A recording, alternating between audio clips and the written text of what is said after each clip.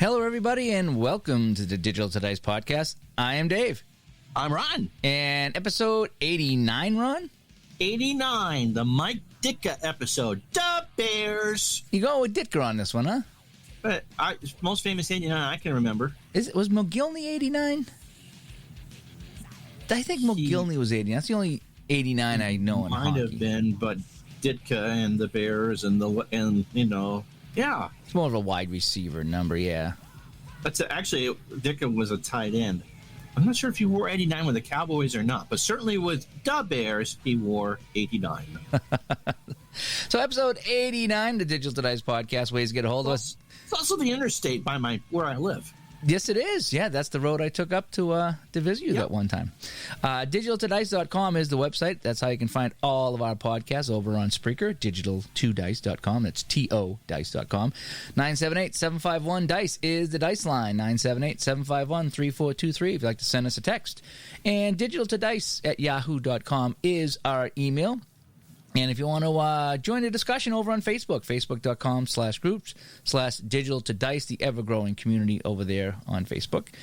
And, boy, I tell you, I did a couple of videos on my mats, Ron, the football and hockey mats, and I got a lot of emails on those, so I sent out the football and hockey mats to people, get them printed out on Ink Gaming and stuff like that. So, so that was kind of cool that people are enjoying some of the stuff that we do here, and we're sharing with the communities. They do great work. They absolutely do great work. And again, I took those from Al Wilson, so I have to give Al Wilson credit for this. And then I just kind of modified it in Photoshop a little bit to my liking. But still, it comes out great. My wife had a shirt. This has nothing to do with football mats or anything like that.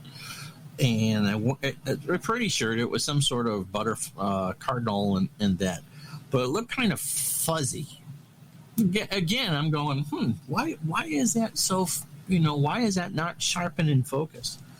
And I realized, it's a blouse. It wasn't even a T-shirt. And she didn't realize that it obviously had been taken from a computer JPEG or whatever it is. And just blown up. And it was blown up. Yeah. And so that's why it was. It was like, the design was too big for the shirt. Yeah. And I'm going, that's what I'd never said anything to Sarah about it. I was like, why is that not sharp? Because it was a very nice, she had a good eye for what it was. But it's like, because it was too big for the picture. So it's hard even on clothes to blow up pictures, to do things like that. Yeah, so when you go to print stuff, it's difficult because stuff on the computer looks really well, but then when you go to print it, it's like, I can only print it 3 inches by 3 inches. Right. I can't go full 8 by 10 or whatever it is. Or pixels or resolutions or whatever. Yeah.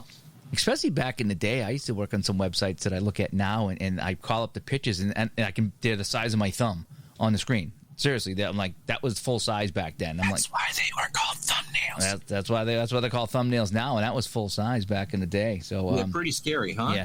So the reason why we're actually late recording this week is, we had a heck of a week. We were gonna record on Wednesday, our usual day, and I refereed Tuesday night, and I woke up and my knee was swollen and sore, and I was thinking I'm going to the hospital. It was so bad again. I was like, man, I just can't get this knee fixed. And so I called you, and you were like, I can't breathe, Dave. I can't breathe. I got to take something, and this drug I take's going to loop me like a Dunkin' Donuts coffee. You know what I mean? Sorry. You're sorry. I'm so sorry, Ronnie. I'm so sorry, Ronnie. So Wednesday was not a good day physically for either one of us. And then on Friday, we were all set to record, and I do some website work on the side. Nothing crazy, but a few sites. And I couldn't publish to the website. And you can't call these companies. You can only chat. So I'm chatting. I'm like, why can't I publish? My username and password hasn't changed. Nothing's working.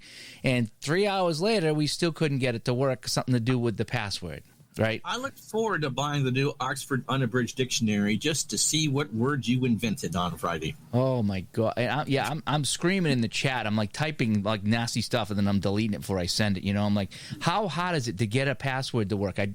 Well, it's not accepting your password. Then give me a new password so I can just publish my website. So after 3 hours of getting nowhere, I said, fine, I'll take this website someplace else. So I fire it up on another web host, But this website is so old, I had to go back to Network Solutions. If you remember Network Solutions, like before GoDaddy was ever thought of and all that stuff. Yeah. Didn't they have their name on the Coliseum in Oakland at one point? Or it might have been. So that was like the original domain registrar, you know. And so I went back into that account, and my user and password don't work for that either. I'm like, what is going on today? So I said, okay, well, let me reset password. Send the link to reset the password. I click on the link.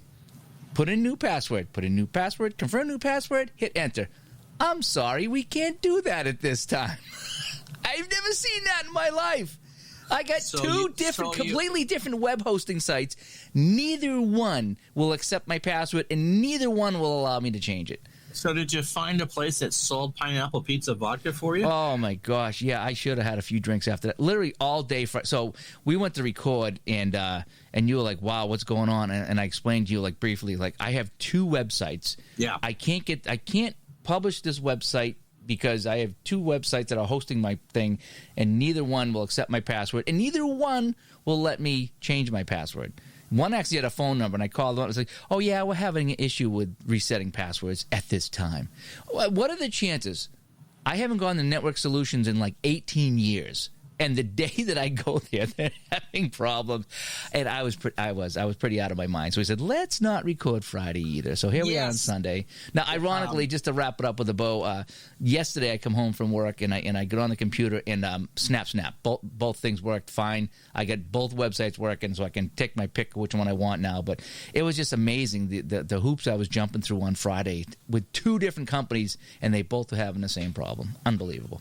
So, as you know, I'll be 50 in November, and as a kid, I did not have allergies.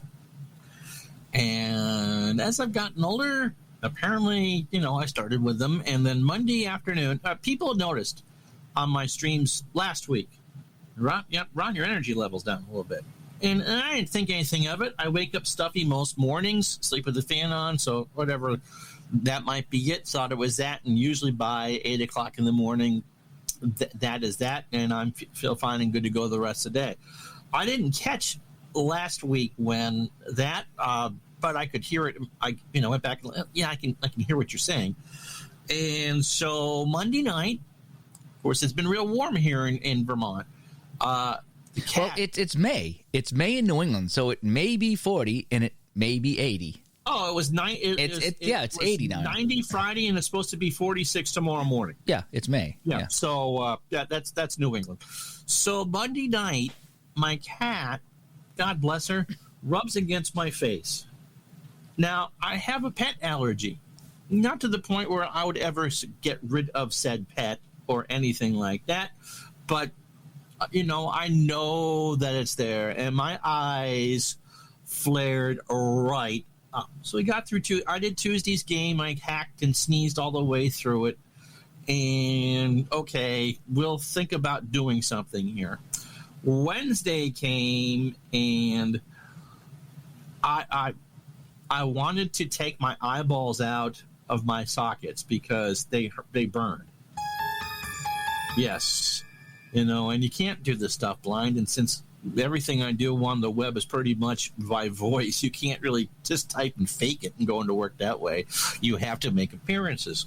So for the first time ever, I went and had to buy allergy medications. Now, getting back to the Dunkin' Donuts thing, I get kind of loopy on antihistamines, at least the ones that make you fall asleep. So I had some antihistamine-free thing in my wife's hand, and we looked at it and said, oh, no, this just gives you a boost of energy. This doesn't actually take care of anything.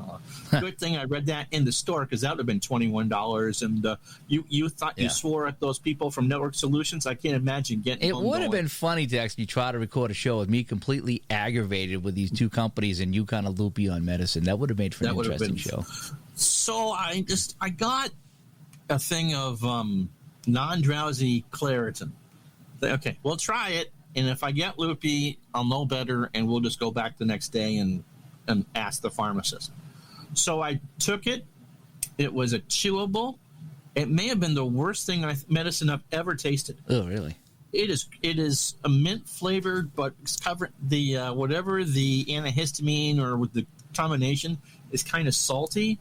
So it's like a salty minty pill thing. Yeah. And so I immediately felt better.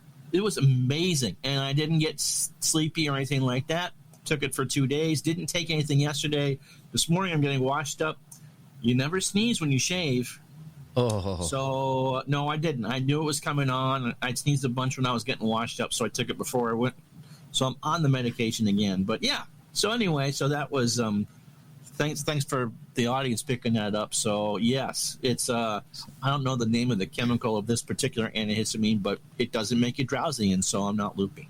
Oh, good. So it sounds like we're both healed up and ready to do the show today. Today we're going to talk about, what are we talking about today? We're talking about fictional leagues and the pros and the cons and the curiosities that come with that. Yeah, because we had actually been asked just a few times to talk about fictional leagues. And so we're going to talk about fictional leagues, fictional players, and all the good stuff that comes with that. So we will talk about that right after we talk about what we've been playing.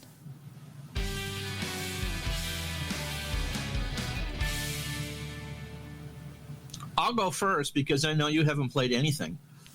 I picked up Solitaire Pro Football. I think I talked about this a little bit on the solo show last week.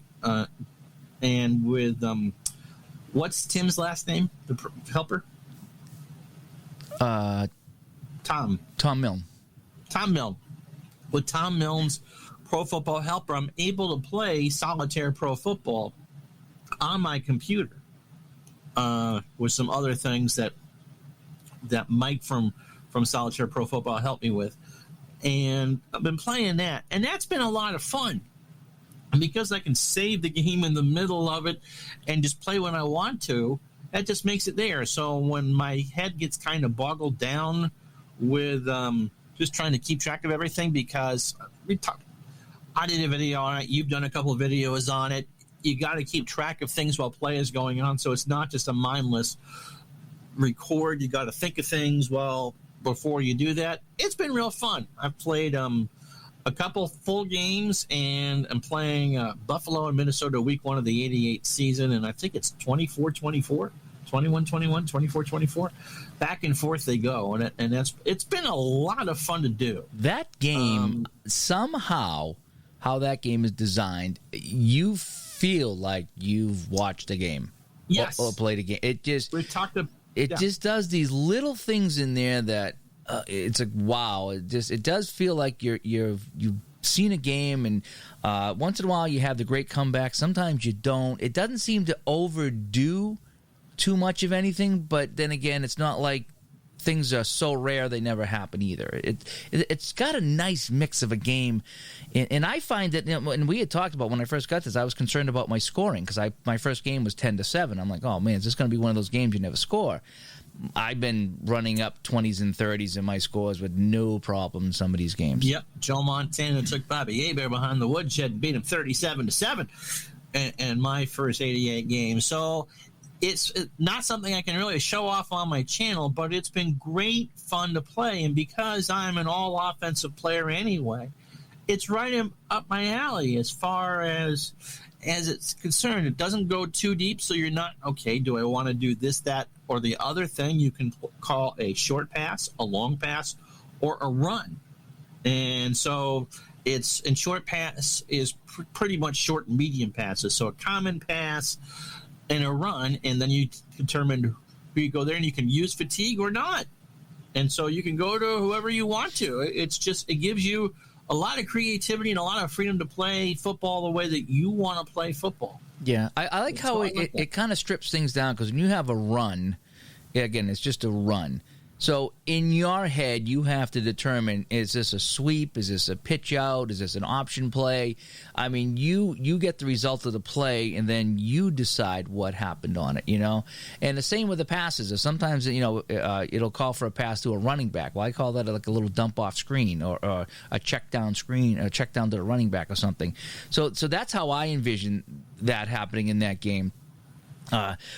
Whereas if it went a little deeper, if you could choose, outside run, inside run, sweep, once you get into all that and you got to start checking individual people, it runs into a lot more time. Right. And you're doing a play-by-play type of game anyway, so you're looking at an hour and a half easy, which is what most most play-by-play football games are cards and dice. There's just no way around it. So Right. if you were to get any deeper than what they got, you'd be looking at a lot more time. But yeah, absolutely. But I looked at it the same way that you look at Apple hockey. I've turned on the TV on a year that I want, and I'm watching the game. Mm-hmm. I mean, there's some coaching elements to it. You don't coach the defense. It's you cross-check a number, a letter with a number, and then you kind of go from there, and it flows. To steal a term of yours, I just think the game flows so well. Yeah, you have to use your imagination because you're not calling defense, and it's kind of a random defense, A through F. So I think there's 5 different numbers, 5 or 6, whatever that is, A, B, C, D, E. Yeah, 6. So there's 6 different defenses. How I look at that is, I know in some games that you call the defense that you want and see if you guess correctly. So what I do in this game is I roll the dice and I look to see if A through F, and I look to see what the defense calls, and sometimes they guess right and sometimes they don't. That's kind of how I look at it. And you can even set it up to just pull a play card out, and if you don't feel like actually making play calls, you flip the fast action card, and it tells you, and this on 3rd down and 2, and you pull a 4 out of 50 that this is who you're going to play. Yeah. Here's who's going to. It's going to be a run, and in some seasons you can flip another number and say it'll tell you who's going to get the carry. Yeah, I like that. I have that in my 1980 season, whereas Right. I kind of call the play, and then I roll the dice, I flip a card to see to get a number, so to speak, to get a number to and determine so who's going to get the ball. Yeah. You can make it all as automatic as you want, depending on the season. I like calling the plays. Again, it's just like mixing, salt and pepper on your chicken to taste, or your favorite pizza topping, as long as it's not pineapple. What I'll do a couple of times is I'll go, okay, I'm going to go short pass. I need a first down, but if it calls like one of the fullbacks that averages 2 yards on a catch, and I need 7. I'll say, okay, I'm going to check off of him, and I'm going to go to somebody that at least has got a 7 average. So I will override sometimes who I'm throwing it to. Then you flip the card that says average -4. Yeah, so catch 8 yards. Nope, 4. Yeah, so it's 7 minus 3. So yeah. But short. Yeah, fun game. That is a fun game. But it's a very fun game. What else have I been playing? Obviously, the 49 baseball replay. Get your Yankee World Series tickets now. Washington, by the way, we talked about this on the show. The Senators have fallen under 500 as a but they're still going to win 65 games or so, I would think. It really is a massive overachievement. The Red Sox have gone above 500. They're in 3rd place, but no one's catching the Yankees at this point. We're down to the last month of the season. The National League is wide open between St. Louis and Brooklyn. But kind of curious how that goes, and I suppose that's probably a show topic when replays don't go to finish a replay. And when I was expecting and in 49 the Yankees and the Red Sox went to the last day of the season before the American pennant was settled, and it didn't happen that way. The Yankees are going to win that I would think by double digits. Cleveland's in 2nd place. They may give the Yankees a little bit of a run, but we're down to almost September in that replay, and the Yankees aren't giving up. Right, yeah. A 10.5 game or 12 game lead with 5 weeks to go. That kind of stinks. So it's going to be anticlimactic for the last 2 weeks. Yeah, so we're kind of hoping that St. Louis and Brooklyn kind of stay together. So that would be an interesting topic. What happens when replays don't go the way that you think that they do, or go to form? Yeah. Anyway, so that's pretty much it, along with gems. And more strat hockey? I played a game, and I got to finish the 3rd period. Okay. Still plugging along with the Islanders 75-76 replay. And, it's the weird thing about strat or any of these games, is that at times your team gets in a funk. And the Islanders went on this 5-game road trip, which they mirrored exactly what they did in real life. They lost in Pittsburgh. They lost in San Francisco to Davies Golden Seals. They went down to L.A. They lost or tied. And they went to Vancouver, and they lost. Okay? That's what happened in real life. That's what happened in the replay. They go to Philadelphia after the Pittsburgh game, before they went on the West Coast. they pounded Philadelphia in my replay, and they beat them in real life. And so over that 5-game trip, they couldn't score. They just could not. I think they went 2 games when they couldn't score an even strength goal. And it wasn't like they were playing, Kenny Dryden or anything like that. It's the Golden Seals and the Kings. Nope, no, thou shall not pass. And then we went home and played Buffalo and Boston. I think we played Boston at the Garden. And I'm playing against the Kansas City Scouts now. And the once that one goal was there, it was like, nope, the floodgates have opened and everyone can score again. And it's like, yep, that just mirrors real life to a T. Like, really? You can't beat a second-year expansion team. The Scouts are tough. I've lost to them a couple times, too. Well, we tied them to start the season. Was a tie against Kansas City in Kansas City. My first game, 74-75 Strat PC Hockey, Scouts opening night at Toronto. It was a tie game in the third, and then Toronto scored a shorthanded goal with 2 cards left to beat Kansas City. That was a tough game. I think I streamed that one. That was a fun game. So anything can happen in Strat Hockey, even against the crappy teams. Yeah, and that's the beauty of the game, as far as I'm concerned. Yeah. I see. What have I been playing here? Playing a little, obviously more Solitaire Pro Football. I'm really enjoying that. My 1980 season. I was doing a game of the week, and now I'm finding I'm doing 2 or 3 games a week because I'm enjoying it so much. It grows addictive, especially you get some good matchups. Yeah, right now my matchup is San Diego at Dallas. 1980. That's going to be a fun game. So I don't know if I'll stream now and I'll just play it because I've been streaming a lot of them, so I didn't know if people getting sick of me streaming that football game. Ultimate offense against Doomsday. That should be fun. Yeah, that was fun. I did have fun. We had the Cowboys-Eagles game I streamed on my channel a couple weeks ago, and the Cowboys were killing them. What was it, 35-0? And the Eagles came back to 35-21. It was still a game. And then it was a pick 6 in that end of the game. But that was a fun one. There, so many fun things happened in that game. I streamed some Hockey Blast. Okay, I did 84-85 Edmonton at Philadelphia Hockey Blast, playing it Dave's way. And I made quite clear in the video that this is how I play it. Like, I don't do fights or anything like that. I just kind of play and have fun. Flyers 7, Oilers 1. Yeah, I watched some of that. Going, wow. My God. I mean, the scoring chances, or the play chances they call them there, it had to be, 9 or 10-2. It was just, every time I turned around, it was another scoring chance of Philadelphia, and they would roll a goal. And I ended up taking out, who was it? I think I took out Fuhr and ended up putting Moog in, if those were the 2 goalies. It was bad. I think it was 6 goals on 3 shots, 3 goals on 6 shots. It was a nightmare day for the Oilers there. It really was. So I played some Hockey Blast. I also streamed some Replay PC Baseball.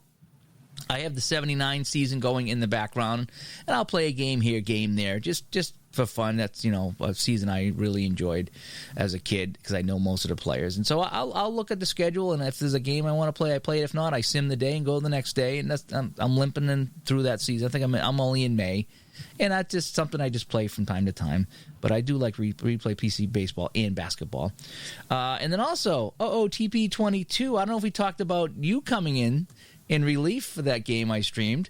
The Hartford Hash Browns in my fictional league. My agent still has not heard from you, by the way. Yeah, I heard you're a clubhouse cancer. That's what I'm hearing there. So, but anyway, in OOTP, so talking about a good segue into fictional leagues, I have a fictional league set up in OOTP, all after breakfast names, and I'll get into those when we talk about the fictional stuff there. But my top closer, 5-star closer, is said Ron Juckett, and he came in and closed the door the other night for the Hash Browns live on a stream. That's right. In front of a festival crowd, and everyone was cheering for Juckett to close the door, and he did. But of course, he made some comments after the game that did not leave the team very happy. So, hey, I am literally the straw that stirs the drink. So if you, Anyway, that's about what I've been doing, and aside from that, I've been binging on YouTube. Oh my gosh, about the 2 girls from the Netherlands that went hiking in Panama and got lost. And they only found like parts of them, and then 10 weeks later they found their backpack fully intact with their cell phones and the camera, and they showed the photos that were on the camera, and it just creeps me out. This whole story creeps me out, and it's like 7 or 8 years old, And I don't know why I come up my YouTube feed, but I just been binging, like, there's been 10 or 20 videos. You had said that, and I kind of agree that it's kind of like a real-life Blair Witch Project. It is. It's just, and I was listening today, I was walking the dog, I was listening to another podcast, people talking about it, and just the idea that, 10 weeks later, their backpack just mysteriously shows up in perfect condition after being in the jungle supposedly for 10 weeks, and they take the pictures off the camera, and it's just eerie. It's just very eerie. Like, who took the photos? Where were they? But anyway, I've been obsessed with that. If anybody's followed that at all, let me know, because I'd like to chat about that. Have you obviously are familiar with Dateline? Yeah. And so you know who Bill Hader is, right? No. SNL, Barry. No. Anyway, he is a huge Keith Morrison fan. Did a couple of Keith Morrison skits on Saturday Night Live. Okay. So you found her dismembered in the basement. Doing all these inappropriate things, going through all the ghouly details, and one of them is eating popcorn. And you found her where? So it really is funny. And so they set him up a couple years ago to at NBC at 30 Rock. And like, oh, look, Keith's taping this thing. You should find this on YouTube. It really is something. Oh, Keith is doing a voiceover as we speak. So they listen to that, and they tricked him because the reporter was actually in New York, and they got to meet, and it really was, these two stars, and one is fanboying over the other. But yes, it really is one of the things. Like, this is the only picture we have of this person, so we'll play it 17 different ways with creepy music. Yeah. It really is quite funny. But to see that genuine, it's worth it. And so when you were talking about the real life crime, oh yes, and they, it because it's real. It gives you the shivers. It really does. But anyway, so let's get into fictional leagues and fictional teams.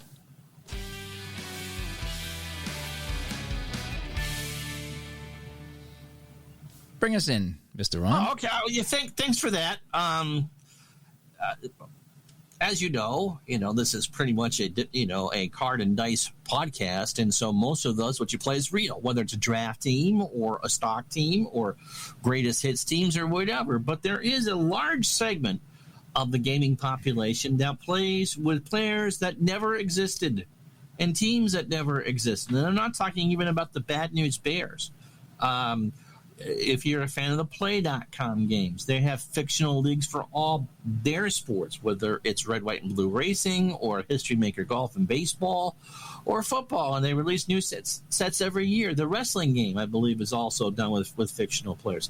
OOTP, that tremendous baseball series, has a way for you to set up baseball sandbox, as Dave is going to talk about. He took 8 teams, made them all breakfast nummies and created that. You can be a GM for that. You can be a player in that, and you can manage that. Franchise hockey manager does that. Motorsports manager, you can do that with race car drivers. I've done that. That is quite fun. And of course, football manager, you can go completely fictional for that. And so you want to play the game, but don't necessarily want to have the real life names attached to the teams. We had Ian Brook on, as a matter of fact, for On Deck Baseball, one of the most cleverest fictional games I think ever made for the game of baseball. So we're going to talk about that today. Yeah, and it's interesting because I think that we probably all start out doing the cards and dice thing or the computer sim thing in sports, whatever you're playing, probably to play our childhood heroes. Let's just say what it is. I would say that most either we do our childhood heroes like I do, or we want to play some of the current teams and seasons. Again, no matter what game, the shootout hockey, OTP baseball, whatever it is, basketball, whatever you're playing, Apple football, whatever. And so, I mean, there's probably a good chunk of people that like playing the modern stuff, and a good chunk of people that like playing the older stuff. But again, they're all real people based on real people with their stats. But then you have this whole other thing now, and I read all the time. On the Delphi forums and over on Facebook of people who are really enjoying their fake people. They're fake leagues. Creating a your league, sandbox. it's your you create the league. You create how many teams in the league. You create, I mean, maybe you don't create the players. I guess, you could if you wanted to, but a lot of times, if you buy cards and dice, the cards are pre-made for you and the whole bit. And if you're in OOTP, you hit create and boom, like I did there. And so you're starting from, like, these like your babies. They don't really, they haven't create any rule sets you want. Yeah. I think some of that goes back to the console days, and you'd buy NHL or Madden or whatever, and you'd create yourself. Oh yeah, yep. And that kind of, even though you might be in the same backfield as Emmitt Smith, or on the same line as Mario Lemieux, or hitting behind Jose Canseco or whatever, or pitching with Tom Glavine and Greg Maddux. Again, once you do that, it kind of becomes fictional. Put yourself, be the player. That's, part of the whole thing with MLB The Show and NBA, the NBA series, the 2K series, and all that. Is they're built for you to create yourself and make your own career. Yeah. And so even it doesn't have to be 100% fictional, but look, I'm never pitching for the Red Sox, okay? But I can create myself to do that. And so I think it goes back to that. But, yeah. I think, like I said, when I first started playing, I wanted to play Bobby Orr. I wanted to play Ray Bork. I wanted to play, Tom Brady, Steve Grogan, all the people I grew up watching. And I never really gave the fictional a second look. It's like, well, why would I want to play people I've never heard of that are fake? You know what I mean? So I went about doing my own thing for a long time, and then I saw how much fun people were having with these fictional people. And I think the first fictional one I ordered was the History Maker Golf from Play. Mm-hmm. And I got a couple of seasons of well-known golfers. I think I got the best of, and then I got a year, 80 or 82, whatever year that was, mm-hmm. 84. And then I think I ordered some fictional, too. I think I did. So what I did was... I don't think I've played them yet. I might have done one tournament with them. But it was like, boy, this is kind of interesting because you got some people some names of people you've never, ever heard of, and now you get to see them progress. And you don't know. I mean, you can look at the card, obviously, and say, okay, well, this guy's a 5-star and this guy's a 1-star, so I expect this guy to be better or whatever it is. But still, you get to see people that you don't I made my notes here. You don't have any past connection or any emotional connection to any of these people. Exactly. That gets developed during the game. Yes. And I'm noticing that as when I set up my OOTP 22, I set up an 8-team fictional league. Ironically, I just called it the World Baseball League, kind of like the World Hockey Association, but it was the World Baseball League. And I created 8 teams, and they were all named after breakfast foods. So I'm managing the Hartford Hash Browns, and I'm just the manager. I'm not the general manager. I just want to kind of manage the games and sim the games and watch it play out and leave the rest of the computer and let them do their thing. And I got, like the Greensville Grits and the Oakland Omelets, you know what I mean, and the Portland Pancakes. And I get eight funny teams, and I got to create the ballparks because there's the ballpark creator, and I created the ballparks, and I changed the uniform colors, and I was surprised at how much customization was in OOTP 22. Oh, you could do it really. By the way, yeah.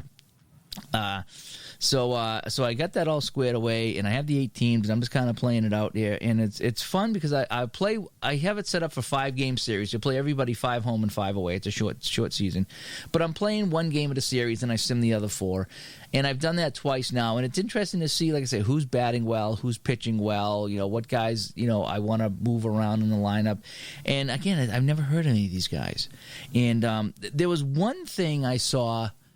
And I don't know if it was a Steve Tower video or not, where he was doing a fictional set of teams, and one of the games he was streaming. History Maker Baseball. He's been doing that for a while. And he it was I forget the name of the team. It was, let's just say it was the I don't know the Ice Dogs or whatever it was. I forget. Right. And he said, tonight's game is between the San Bernardino Ice Dogs or whatever it was. And I was like, wait a sec. That's right. This is fictional. You can put this team wherever you want to. Mm-hmm. And I was like, that is so cool. That is so cool. So the locations of the teams are all yours. You know, like mine, I was picking mostly like minor league hockey cities for mine. You know, Greensboro and Hartford and stuff like that have minor league hockey teams. It's kind of what I base my fictional league on. But I got thinking about that. I was like, wow, how cool is that? Is that you're not stuck with a certain city or a certain location. You could have one team in Canada, one team in the United States, one team in Denmark, and it doesn't matter because there's, it's your world, it's your sandbox, so you can have them anywhere. You could put 5 teams in California and 1 in Maine if you wanted to, just to make it fun, and that creates your story. It creates, you always talk about creating a story in the game. You talk about that all the time. So I was that video there that I was like, wow, you can put these teams wherever you want. So the location of the teams you're not locked into. So that's the first thing I saw. The other thing was when I was broadcasting or streaming the Hartford Hash Browns, a guy come up to the plate and I was like, man, how do I pronounce this name? And I was like, you know something? I can pronounce this guy's name however I want because he's not a real person. And who's to say that this is not how this guy pronounces his name? So there was a couple of guys, and I says, I'm going to call this guy this, And so instead of Jucket, I might call him Juquette, And who's going to know? Who's going to correct me? Hey, that's not how you say his name. Well, how do you know? He's not a real player. Technically how you would say it because it's French, but yeah. But I mean, no, maybe this guy pronounces it different. Everyone has a different pronunciation for different names. Absolutely. And so I was like, that is really cool that you can't get it wrong. You can't pronounce a name wrong because this person doesn't exist. He's a fake person with a fictional name that's not tied to anybody. And is he French or not? Who knows? Maybe he's from Australia. I don't know. So that was the other thing I saw was that you had any location you want for the team and any pronunciation you want, and that kind of loosened me up a little bit to the idea of the fictional universe. It really did, because I'm like, oh wow, this really can be my universe here, and no one can tell me what to do. No one can correct me. And I think because of that, I think it's a great way to learn a game such as OOTP or something like that, because we attach attach emotions to names. Bobby Orr, remember early on, Bobby Orr would never give away the puck 5 times. It's something that you and I talked about when you were learning how to play Strat. And as I said, well, maybe Bobby Orr the pass was intercepted or whatever. He didn't give it away 5 times. There were 5 turnovers over that period of time, and that's what it was. But when we play our childhood heroes, a Bobby Orr, a Jim Rice, a Jim Kelly, or whoever it is for you, there are, we expect this player to do no wrong. Yeah, there's expectations there. And when they don't meet not their expectations, but your expectations, you get bummed out. Yeah, he never struck out with the bases loaded. Oh, should I go to Baseball Reference and check that? Yeah. Because he just struck out for the 50th time with the bases. Whatever it is, or they didn't pitch as well, or it hit as well, and you get mad and frustrated because that version of Bobby Orr, Russell Wilson, Otto Graham, or whoever didn't perform to the way that you wanted them to perform. Yep. But if it's Buckwheat Jones as your defenseman or pitcher or a center,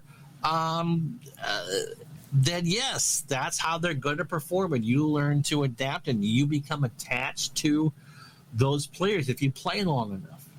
And if you do the whole general manager thing and let the computer run it, what do you mean you want to leave? You just won me a World Series. Well, you don't pay me enough, and you're never going to pay me enough, so piss off, or kiss off. Something like that. You know what? It almost feels like I went back and I played some APA hockey, and I played the 29-30 season. I did a game, the Montreal Canadiens and the Montreal Wanderers. I think I knew 2 players. It was Howie Morenz or Dickie Morenz, one of the 2. I forget. One of the Morenz. Howie. And Clint Benedict was the goalie for the Wanderers. Aside from that, I don't think I knew anybody on either team. So in a sense, that was almost a fictional game for me because I didn't know anybody on either team. And it was kind of fun to see how that that game played out because, again, I had no emotional tie. I didn't know anybody. I didn't know who was good. I didn't know who was bad. It was almost going back and playing an old season that you knew nothing about was almost similar to playing a fictional league. Although in this case, I could go back and look up to see how they did. But it's a nice little sidebar to get away from your childhood heroes or the current season, if that's what you enjoy playing, and playing something completely different. The on-deck baseball, like you talked about there, I still kick that around a little bit. I got to try to set up a stream for that at some point, but I still kick that around, and I chose the Gators. The Gators is my team. That's going to be my team. I don't know why, but I took the Gators, and I forget who I played in my first game, but I like the Gators. And so because I played one game of the Gators, that's going to be my team, and I'm going to try to learn the Gators and see who's good on that team and come up with nicknames for the guys and I'll be the the hometown broadcaster for the Gators and the whole bit. But it's I'm starting to get an emotional attachment to some of the guys in the team, and the guys that are playing good, well, they're my favorites, and the guys that are playing bad, well, maybe you don't play today. Or maybe we'll bring in the other guy or see how it goes. And it's pure storytelling. It's pure storytelling. It is. And again, it's and there's no wrong here because, if Bobby Orr doesn't score, for 15 or 20 games, you get all upset about that. But if your best guy in your game doesn't score 15, well, maybe he wasn't as good as we thought because you don't know who he is.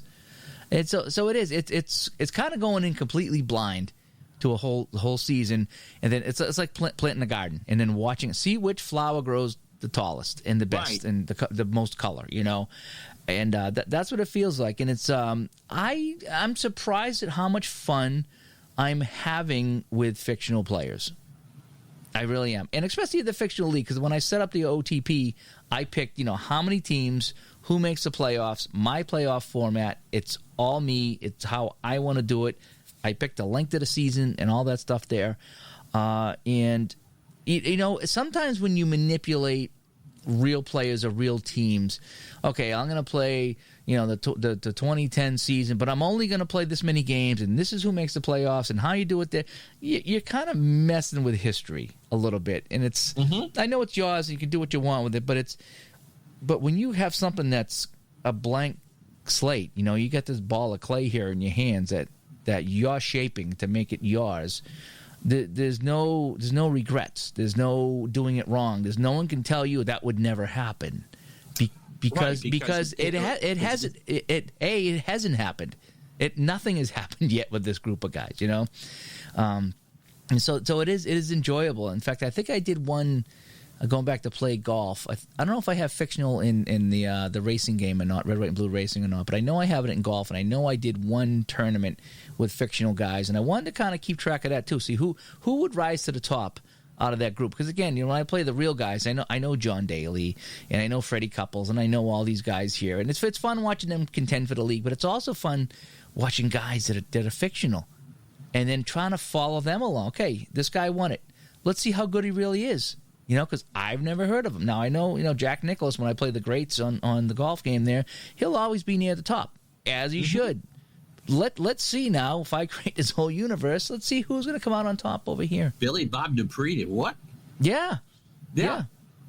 So it's more fun than you would think, although I will say it does require more time. It's not something you would do a one-off on because you don't know anybody. No, it takes several hours to set it up and get it the way that you want it. So this is something that you'd want to do some sort of a small, medium, or large project to see it pan out. Again, I like to do my one-offs with guys I know to see what would happen, and then share my results on Facebook and Delphi. Hey, look what happened here when I played the 1980. Like I say, Hockey Blast. I played 84, 85 Flyers Oilers. Boy, what a crazy game that was. If I did a one-off of a fictional team, nobody knows anybody. Nobody knows the teams. A one-off really ain't going to do you any good. So no, you really can't. You really can't. You need to go a little deeper than the one-off. You need to kind of set up some sort of a fictional series or a small season or something like that. Yeah, and it's easier, I think, to get in the general manager aspects of it because you don't know who you're going to become attached to, or you start rooting for kids to develop the way you want to develop, and you throw together three. Or can you get to the playoffs or World Series over a 5-year period? Play.com, I believe, issues new fictional cards every year. I think they do. For some other things, too. And so if you could start with, let's say, the 2015 there, and then just go forward, and you don't know how those players are going to develop. It's just like finding a series of novels and just reading one at a time. Yeah. You never know what's going to happen. And it limited by your imagination. And because, as we said, there isn't the attachment there, and there isn't the expectation. I think maybe that's a better word. We expect real life players to perform kind of how they did in real life, or how we perceive them to have performed in real life. And I just think it lets all of these engines shine, because you just don't know. I think a good point about picking up a book. I remember I picked up a couple books at a yard sale for like 50 cents, and I read one of them. It was great. It was fun. And again, if you were to pick up a Star Wars book or a Harry Potter book, you're locked into that universe, and you can read something and say, well, that doesn't make sense compared to this other book I read, because this contradicts this, and this doesn't make any sense. Right. Blah blah blah blah blah. But is it canon? Is what you're looking for? Because I see that a lot in the Star Trek community, because of all the books that came out for. Well, this didn't happen in the TV show. And so that's what is it part of the official canon? CANON. I was thinking the same thing. No, you were thinking the same thing, but that's what it's. That's called. the word I was going to use, but you just beat me to it. And I like cannons and guns and muskets and all that stuff. So, but anyway, sorry, but you know what I mean? Is that yes, exactly? Is that you're not going to sit there and be you don't get disappointed. And it's all good. That's the great thing about it. It's all good. There's no disappointment. If this guy turns over the puck while he's having a bad game, he's not Bobby Orr. He's not Bobby Orr. He's not Ray Bork. He's not, Wayne Gretzky. He's not anybody. He's Joe Schmo. I guess they call it. He's Ron Duquette. That's who he is. And it's a lot more fun than I thought it would be. In fact, Ian from On Deck is releasing more expansion teams for his game too, by the way, if you want to check out On Deck Baseball. Just we had him on the show there, and he's having a blast with that game. He really is. It's a lot of fun. And but yeah, so he's creating more teams with that, so you don't have to. He's going to create the players for you and the teams for you, and that's what's really fun about that. But yeah, so I guess we want to know from but no, Ron, before we turn this over to the audience, you've played fictional before. In fact, you prefer to play fictional in, was it OTP? OTP, I prefer fictional, yeah, because you can, for a lot of the points that you said, you can set it for any era that you want. So and it never has to change. So you could do a century if you wanted to of the way that baseball was when you were 14 years old.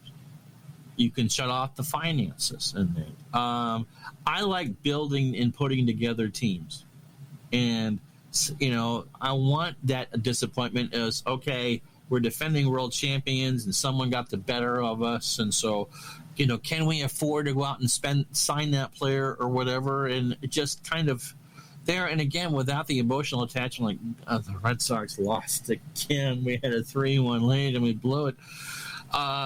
And so, yes, I think it makes the game engine shine. You certainly have to be able to, it's a challenge. It's a challenge because you're relying on the game to give you the information to your own intuition. It's always fun to get in a fight with your fake manager because, no, I don't want this player playing. Oh, we think you're not the manager in this. So, yeah, it really is. It's fiction. It really is like you're reading a fictional novel, and you don't know how it's going to turn out. Yep. And I like that. So, yes. I mean, this is. So we want to ask the audience, have you ever played fictional leagues, fictional teams, fictional players? What games have you played in? Have you enjoyed it? Did you not enjoy it? Do you never play fictional? Do you only play real? We'd like to know. Out there, people listen to the show. What goes on with you and fictional leagues and players, if anything? And post your comments, like I say, on our Facebook page, facebook.com/group/digital to dice. Let us know what you think there. Because I'd like to know too. I'd like to know more games that offer fictional stuff and to check those out. Because again, it is fun, but I do think that you have to set a little bit of time for that particular world for that developed. You can't just do a one-off. You need to develop that. You need to let it grow and water that and seed that and watch it. And develop right in front of your eyes, like a Polaroid picture there, so to speak. So, but anyway, so we wrap this up. Yeah.